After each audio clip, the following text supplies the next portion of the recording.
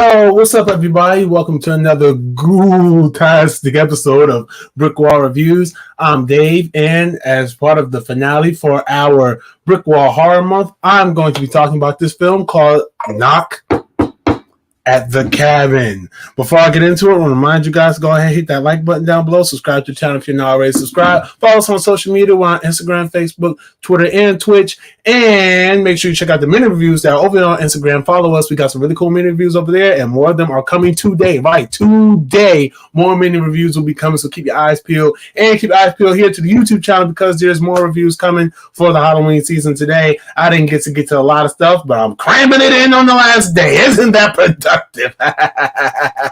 Hope. Anyway, so before I get started, I just also want to say one thing. You have a choice. The choice I'm about to offer you, it's not an easy one. This choice determines the fate of all of humanity. And that choice is whether or not you will subscribe to this channel. Okay, so anyway, I just felt like I needed to do that. So anyway, but yeah, so Knock at the Cabin. This is a movie directed by M. Night Shyamalan, starring Dave Bautista, and a bunch of other people I want to get to in a second, because one particular cast member, I got something to say about them. Yeah, I got something to say about them that's going to make y'all laugh. But so Knock at the Cabin. This the synopsis here reads: while vacationing at a remote cabin in the woods, a young girl and her parents are taken hostage by 4 armed strangers who demand they make an unthinkable choice to avert the apocalypse. Confused, scared, and with limited access to the outside world, the family must decide what they believe before all is lost. So that synopsis pretty much does a good job of explaining exactly what this movie is about. So it starts off with this little girl played by, let me get this young girl's name. The little girl named named Gwen. I thought they were saying her name was Gwen, not Wen. That threw me off. Okay, played by Kristen Cui. Excuse me if I'm saying the name wrong.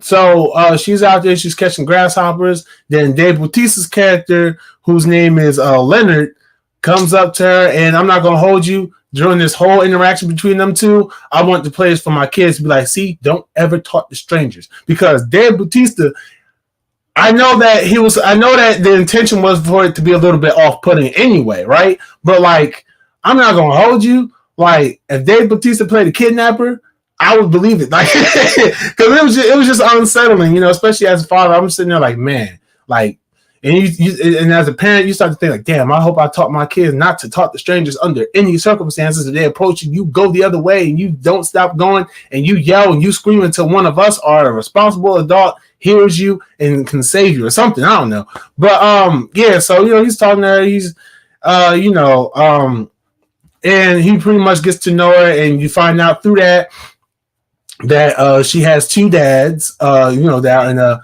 homosexual relationship, and that they're out there on a vacation or whatever. And so soon after, it's not even that long into the conversation that he's like, yeah, so I have some friends of mine out here with me, and we're gonna come to your house, and when we come, it's important that you tell your parents to let us in. So she goes and she's in a panic. And of course, what do these people do? The Dave Bautista and his people, they come there, they knock on the door, and they're trying to talk them into letting them in the house. And of course, they're like, hell no, we're not. Like, all this is kind of like in the trailer, so I'm not really spoiling nothing for y'all if y'all seen the trailer. Like, it's pretty much that for like the first, like, maybe like 15 minutes of the movie. They're just like, sir, you have to let us in, please.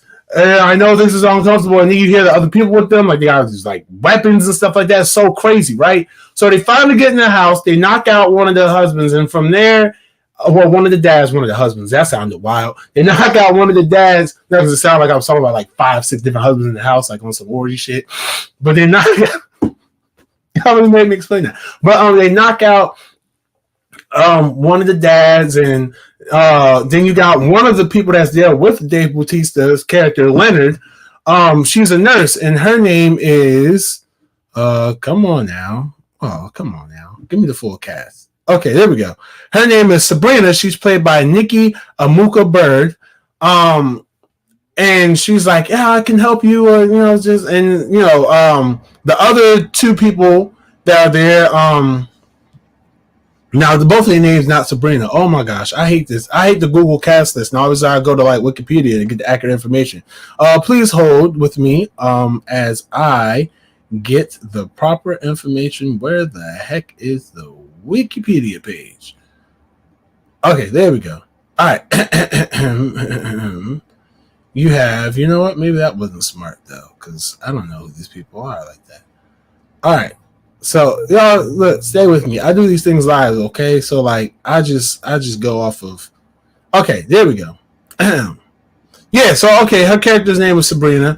Then you got Abby Quinn. They had her name wrong on Google. Her character's name was wrong on Google because Abby Quinn plays Adrian, who she's like this really. She was what was she? She was a chef. She cooked in she cooked in a restaurant. She had a son and everything like that. And then the one character that had me going, cause I'm looking at this actor, I'm like, yo, I know that's not who I pulled that at me like, I know that ain't who I think it is. I know that ain't who I think it is. Is that? Yeah, you. I'm like, I know that's not him. So I looked it up, and this actor, the actor who plays Redmond, is Rupert Grint. Does the name Rupert Grint sound familiar to any of y'all? If it does, if it sounds vaguely familiar, if you're like, that name does sound familiar, where do I know that name from? Ron Weasley from Harry Potter was in this movie. And I know I don't like to typecast him as Ron Weasley, I know, but he was in this movie. And like, honestly, I looked and I was like, that looked like him, but I'm not sure. And I found out it was him. I was like, oh crap, like he does a really good job in this movie. He's not using the British accent, but even with his American accent, it's like it like his physical appearance and everything about him is just like it's kind of hard to tell. Like I don't see that as Ron Weasley, which is good. I'm pretty sure that's the intention. You don't want to see a character from decades ago portrayed in a character that has absolutely nothing to do with Harry Potter. But like him in this movie, Rupert Grint, I liked him in his movie. Jonathan Groff played one of the dads. In that particular Eric, and then Ben Aldrich played Andrew. So they're pretty much given that they're explained the rules, that all three of them have to pick one of them to sacrifice in order for the world to not end, in order to prevent the apocalypse. And they're like, for each no, or the longer you take to do so, the more things from this prophetic dream that we all had, and we all found each other because we all realized we all had the same dream, and we all went online and we found other people that had the. So that's how they all said that they connected, because they all had the same dream, found each other online, and just followed this. I guess like this, the visions that they had led them out to that cabin. So they're just like, they've seen what different things happen for the apocalypse, and they're just like, for every time you say no or whatever, like, something's gonna happen. This thing's gonna happen. That's gonna happen. Like Dave Bautista explains what the apocalypse is that he sees with some crazy description, but then as they continue to say no and resist or take longer, or time passes, then like they would like. One of the plagues will happen, and how that begins to happen is like the four people that broke into the house, Dave Bautista and his friends, they sacrifice one of their own. So like they go like, okay, too much time's up. It's like, all right. So like they put like this white sheet over their head, and they say, humanity has been judged. And one thing so this is like a mild spoiler. Not even a mild spoiler. It's like a minor spoiler. But like one of the things I like about this movie is that when it's time for whichever character it is to die, or to be killed and unleash the plague or whatever, they don't show it. Like they use like unique camera angles to show like just before they're getting axed off or whatever the case may be, and you hear the sound effects. You see some of the reactions from the Eric, Andrew, and the little girl when Yeah, so it's very interesting. I like how they frame that. Even one of the final deaths in the movie, you don't explicitly see it, but you do see the aftermath. It's very, very interesting. You'll see more of what I mean when you watch the movie. In terms of it does have a lot of suspense in it, especially when they find out that, okay, or not find out, but they try to figure out, like, okay, is this stuff real? Is this really happening? Is this all just coincidence? And so it is kind of like a little bit of a mind game, so to speak. And I think M. Night Shyamalan personally was the perfect person to direct this because he's so good at setting up a twist. No matter what you think about M. Night Shyamalan movies, when he sets up the twist, when the twist hits, it's like, oh, that was a good one. Whether they be a good twist or be a bad twist, it's a twist nonetheless, and he always throws in a twist. So the twist was in here. And what's interesting, though, that this is based off of, I think, a short story or a book or something, where it's like the twist is, and so if you know about the story, you know the twist. And even if you kind of pay attention a little bit in the movie, you can kind of see what the twist is. But it does kind of like make you doubt a lot of it, because like, at one point, yeah, you do think that these people might just be crazy. Like, they give you lots of reasons to believe that these people, Dave Bautista and friends, are crazy. But once you're kind of able to get past those parts, it's like, wow, like, okay. And there is reason to go back and watch this movie too. I'm not going to tell you what it was because they do say it in the movie, but I'm not going to point it out because I want to know if y'all saw it, because I didn't see it. I saw the moment that it happened, but I didn't see what the characters said that they saw. I'm not going to tell you where it was. I'm not going to tell you which character said they saw it. I'm not going to tell you what it was they said they saw, but I'm just going to say there's a part where something was apparently shown. I didn't see it. That character saw it, so I'm going to go back and see if I see it on my second watch. Outside of that, this was a very interesting movie. Yeah, it's a very interesting movie. In terms of the horror factor to it, it's not, I wouldn't say it's like scary, but it is something that's just like, wow, like that is a tough decision. And I guess like in terms of the, the blood and the gore and stuff like that, I guess, I don't know. I'm not like the world's greatest horror person, so I don't know how you would classify this within the horror realm, but it is a very appropriate movie to watch at this time of year, just for the suspense factor alone. Let's see. I don't think I have really much else to say about this film. I mean, if there's anything that I disliked about it, I don't know. I don't really, because it's such an intimate movie. It's a very intimate movie. Even the flashbacks, because they do flashbacks to kind of get you to know a little bit more about the characters. So you do get some flashbacks and everything, and those they're not like long drawn out CW flashbacks. They're like real quick to the point. So they kind of play into what's currently happening at that moment with our characters in this predicament. So I did enjoy it. I did like this movie. It was very suspenseful.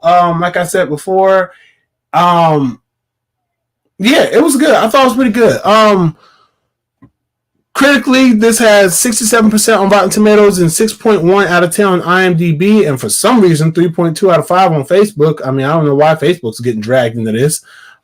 People say this is a nail-biting, ominous, and psychological thriller. I can agree with that sentence. Me personally, I give this about a solid 4 out of 5 stars. It was good. It was very interesting.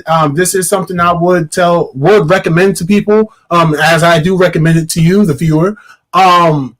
Where can you watch this? I watched it on Amazon Prime. I watched it on Prime Video. It's there. No extra add-on subscriptions or anything. It's just there for you to watch for your viewing pleasure. So definitely give it a check. Definitely give it a watch if you haven't yet. Knock at the Cabin. Yeah, I think it's dope. It is rated R. There's no like sex or nudity or nothing like that. It's just, and the language isn't even that bad. Like you can watch this. You can watch this with your like younger ones. Like, yeah, you could. Like I would feel comfortable showing this to my kids because like there's nothing excessive that happens. It's just the right amount to where it's like, like they'll see it, they'll kind of get the point, they'll understand, you know what I'm saying? Like, and not, like I said, even with the beginning of the movie, I can use that as a prime example. Hey, this is why you don't talk to strangers. Like, you see everything that happens in this movie. If you don't talk to strangers, things like that won't happen. Things like that or worse won't happen. So, but that's just me hanging that over people's heads, right? Yeah, nah, that's really all I have to say though. So 4-star movie, make sure you check it out. Knock at the Cabin, directed by M. Night Shyamalan, now available to view on Prime Video. But yeah, that's it. So thank you guys for tuning in. Comment down below. Let me know what you think about this movie. Hit that like button down below.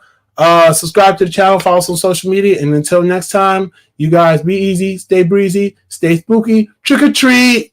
Peace.